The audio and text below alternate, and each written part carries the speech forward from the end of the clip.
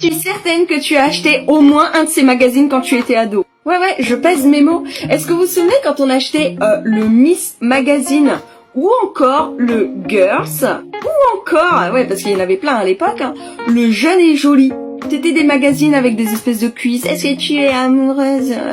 Plein de trucs comme ça, cucu. Et t'avais toujours en cadeau des trucs sur du maquillage. Par exemple, t'avais du gloss, des petites palettes de fard, enfin des trucs comme ça. Bon, d'ailleurs, la majeure partie du temps, on les achetait pour les cadeaux. Mais il y avait pas que ça comme magazine. T'avais aussi les magazines sur les stars, comme par exemple le Star Club Magazine. Celui-là, il était trop bien parce que t'avais des fiches chansons à l'intérieur. Magie du cinéma, c'était des fiches comme ça. Je sais pas si vous vous en souvenez.